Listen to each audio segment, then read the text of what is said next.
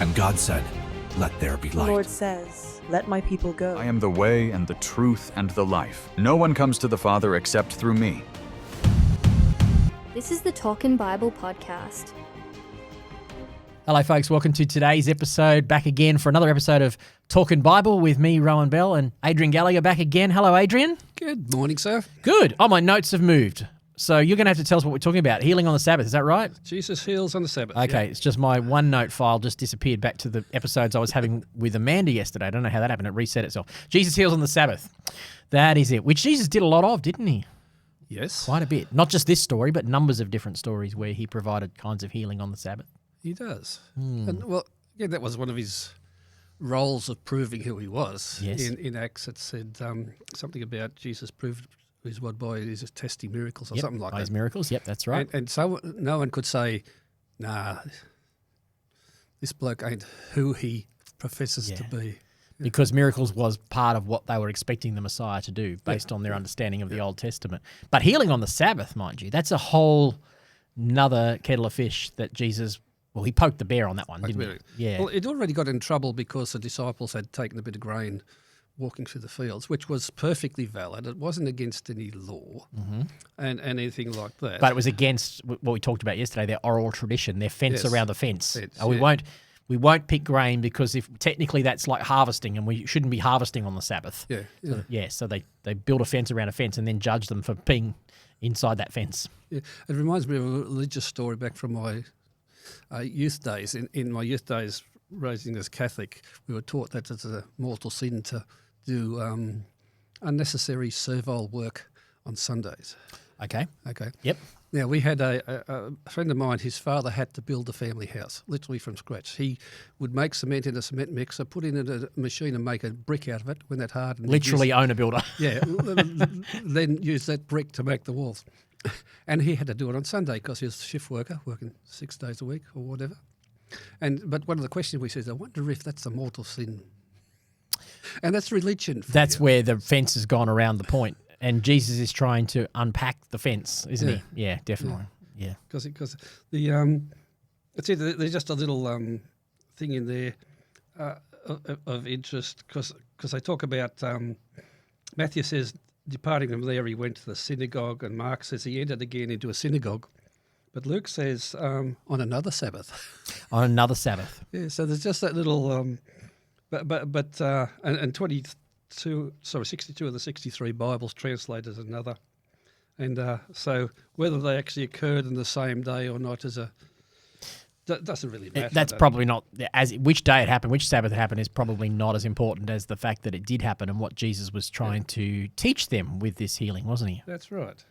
So he was trying to undo, if I'm right, he was trying to undo that belief that, although at the time there was some debate even among the rabbis about because of this oral tradition about what classed as work. And everyone said, well, it works out, but there was a bit of a debate about whether mercy was out. What is an act of mercy? Where does the fence go? How close can we go without tipping over? And that was it. Is an act of mercy still work? And that's what Jesus was trying to correct, I think, and go, look, you know, if a donkey falls down in a hole, you're not just going to say, oh, sorry, it's the Sabbath, too bad. and actually, Jesus says, if your donkey or your son falls in the hole, you leave him there. That's right. Sorry, son. Sorry, son. Got to stay there. Just stay there till tomorrow. When sundown, I'll be back in sundown. Yeah, exactly. And that's the point. Jesus was trying to show them the hypocrisy of their thinking. Yeah. But the thing is, if you've got laws, you have to have them fairly well defined so that you know if someone's broken one, don't you? Yeah, we think case law in case law. Yes, case law, yeah. Like the speed limit is 50k. If Yes. you go over that, you've broken the law. You've broken the law. But because you can't be sure exactly what 50 is, they do give you a bit of leeway sometimes, and if you're nice and stuff. Yeah, they put a bit of a barrier around it, but you're right, that's a good example of it. And oftentimes people approach the Old Testament law that way, whereas to see them as a list of case laws, whereas the way that they were supposed to be read was they were example laws that showed something of the heart of God that then by the Spirit of God you would be able to apply into every situation of your life. Like, what do we do when there's a person with a shriveled hand? Yeah.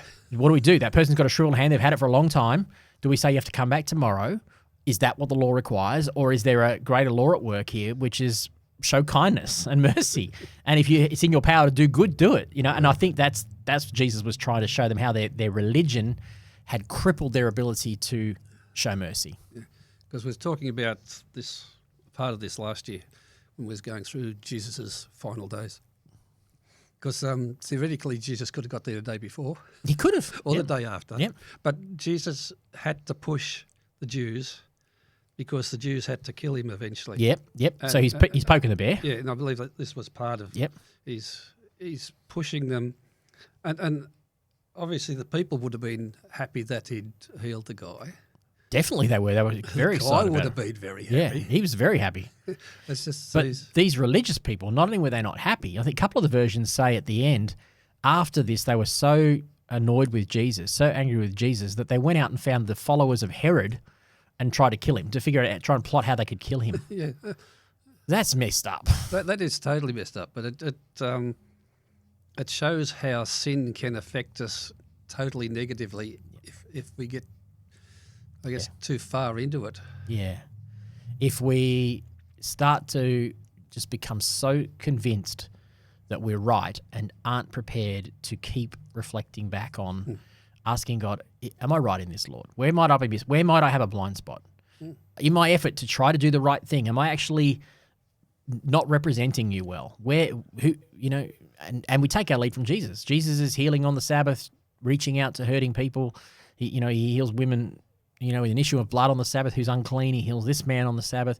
Jesus is hanging out with tax collectors and sinners and notorious sinners like we talked about in yesterday's episode. Jesus is doing all these things. So our effort to stay clean must never get in the way of us doing that, or we miss out on what the heart of the gospel's about. I lost a thought in there somewhere. The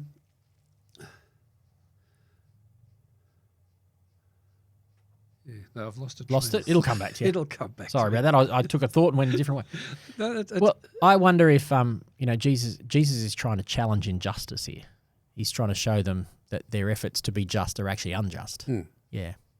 I have years ago we did some sort of test of some sort. I come out deciding I had a passion for justice. But the other side of that is, sort of around about that time I stopped watching football because people were cheating. I just couldn't handle it. Ah, yes. Yeah, well, that's right. That'll come into it as well. Yep. Something about us we don't like. If we're passionate about justice, we won't handle unfairness. No. Or what we think is unfair. What we think is unfair, yeah. Yeah, that's the thing. Yeah, that's right. Sometimes, exactly. We do well to stick to what Jesus says is unfair. What I forgot about was in our Christian beliefs, we have to hold a belief, but we can't hold it to the point of saying, I'm not willing to change if someone can demonstrate that's wrong. Yeah. There's some people are just totally locked in. This is right. This is wrong. No teachability. No self-reflection. Nothing at all. Was okay. I believe this is right. If you can prove to me that yours right, I'll believe you. Yeah, that's right. Be open to have our view challenged is not a bad thing. It's actually a good thing. I often say this. So in Islam, one of the tenets of Islam is that a Muslim is dissuaded from testing their belief. You don't test what anybody says. You don't test the Quran. You don't test anything, which I think is what part of the danger is, because it doesn't allow for honest assessment of the heart. As a Christian pastor, I'm very much of the opinion I want people to test me. I want people to test what I say. I'm not going to get everything right, but I love the fact that in the gospel, as a Christian, there is room for me to question things. In fact, it's encouraged. Yep. That probably comes from the Jewish culture. I mean, Jews are renowned for, testing. What's the famous saying? Got two Jews, you got three opinions. Yes. Because they're renowned for that. But that's actually part of the robustness of how the Jewish culture worked.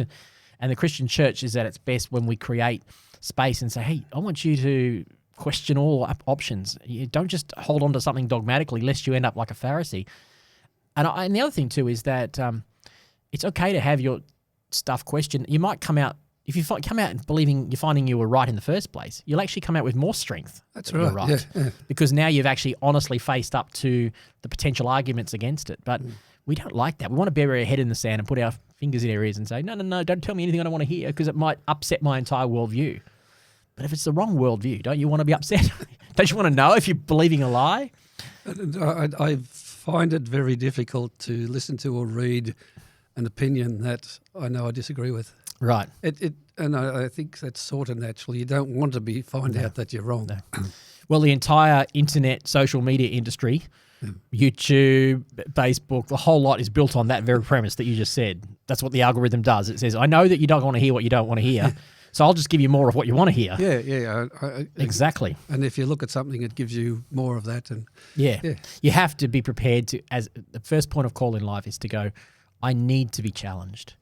I need to grow. I was watching a guy on YouTube who's a public speaking guy, Australian guy who's a public speaking. He's not a Christian, but he teaches on public speaking and so on. And he said something to this effect this week of the key to success is, ironically, as not a Christian, he said the key to becoming successful is to realize you're a failure. And what his point was, unless you can come to that point of recognizing you don't have it, you'll never grow. Okay. You'll never change. So it fits with the prodigal son, like we were saying yesterday. But it's the same about any aspect of life. If I want to learn to be more of a better public speaker, I've got to own up to the fact that there's some areas in my life where I'm not a good public speaker, so that I can actually acknowledge them and grow. Isn't that the principle of life? If we don't want to be challenged, we won't grow. No. And yesterday, 2 days ago at Connect Group, we had a guest speaker. Had a guest speaker. Well, you did indeed. I was in this room recording with Shannon, and you guys were up the front of the building. Yep. And the way he did it is totally different to how I do it. Okay. And I thought, I liked what he did. I got to learn from that. Yeah, good. Yeah, so a different method. That's great. Yeah. So that shows your teachability. And I don't know how we got on to teachability. We're talking about breaking the rules, but Jesus definitely wanted to show them, don't get stuck in your way. I suppose that's where we got to. Don't get so stuck in your way that you miss out on what really matters. And don't be so bound up that you're not willing to do something good on a particular day. Yes. Because of, what's the word? Because you think it shouldn't be done today type thing. That's right. Good point. Yep.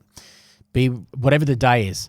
I wrote in my notes, and one of my applications, I wrote down, that it's we part of this problem is that we need to learn to prioritize compassion.